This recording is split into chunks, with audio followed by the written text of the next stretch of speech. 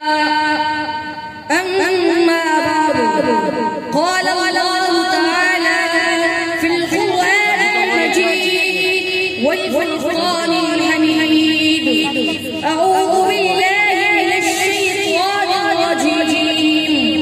بسم الله الرحمن الرحيم ورفعنا لك ذكرك صدق الله العظيم قابل اور بزم خلیلیہ کے ہم سفر ساتھیوں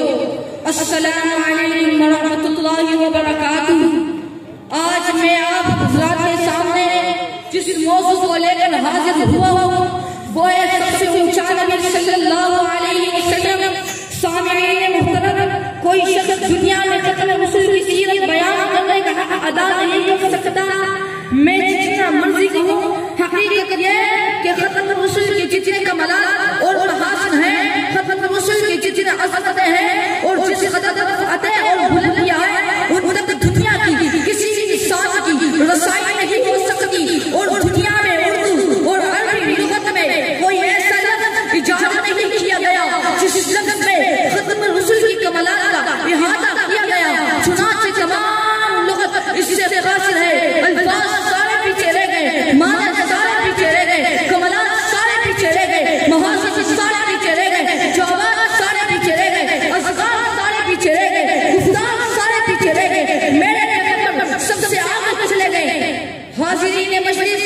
اسی کو دیکھ کر مولانا مناصر حضرت گیلانی رحمت اللہ علیہ نے لکھا ہے، یوں آنے کو تو سب آئے ہیں اور جو بھی آیا وہ جانے کے لیے ہی آیا ہے، لیکن مکہ میں ایک ایسا محمد عربی آیا ہے جو صرف آنے کے لیے ہی آیا ہے۔ وہ آیا تو آتا چلا گیا، وہ گھوما تو گھومتا چلا گیا، وہ بڑھا تو بڑھتا چلا گیا، وہ چھڑا تو چھڑتا چلا گیا۔ میں آپ حضرات کے سامنے چند اشراف کہنا چاہتا ہوں۔ میرے نبی کے سمندر میں ابو بکر صدیق نے غوطہ لگایا تو صدیق اکبر بن گیا، عمر فاروق نے غوطہ لگایا تو قادر سے عادل بن گیا، عثمان غنی نے غوطہ لگایا تو زورین اور ناشر قرآن بن گیا، علی المرتضیٰ نے غوطہ لگایا تو حیدر کرار بن گیا، امیر معاویہ نے غوطہ لگایا تو قادر وحی بن گیا، ابن عباس نے غوطہ لگایا تو مفسر قرآن بن گیا، ابن مسعود نے غوطہ لگایا تو محدث اعظم بن گیا، اور شیخ بلال نے غوطہ لگایا تو جنت کا وارث بن گیا، امام احمد بن حنبل نے غوطہ لگایا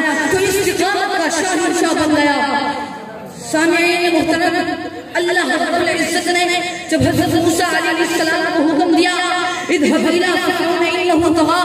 یعنی آپ فرعون کے دربار میں جا کر میری حقانیت اور وحدانیت کا پیغام اس کو پہنچاؤ، تو حضرت موسیٰ علیہ السلام نے دربار خدا بندی میں ایک درخواست پیش کی، قال رب اشرح لي صدري ويسر لي امري واحلل عقدة من لساني يفقهوا قولي واجعل لي وزيرا من اهلي هارون اخي اشدد به ازري واشركه في امري۔ پھر ان آیات کریمہ میں حضرت موسیٰ علیہ السلام نے 5 چیزوں کی درخواست فرمائی، میرا صدر فرما دیجئے، میرا کام آسان کرا دیجئے، میری زبان کی گرا کھول دیجئے،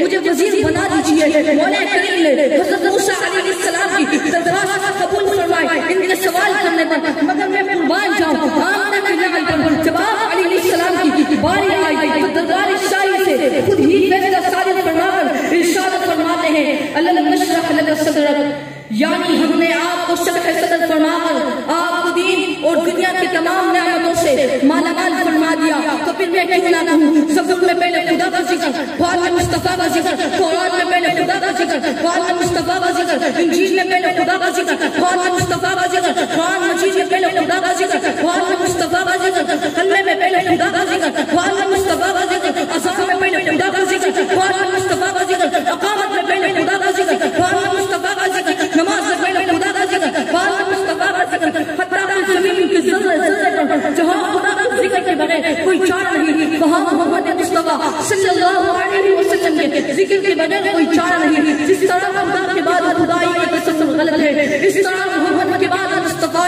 کا تصور غلط ہے۔ خدا اور خدائی میں بے مثال اور محمد اور مصطفیٰ میں بے مثال، خدا اور خدائی ختم، محمد اور مصطفیٰ ختم۔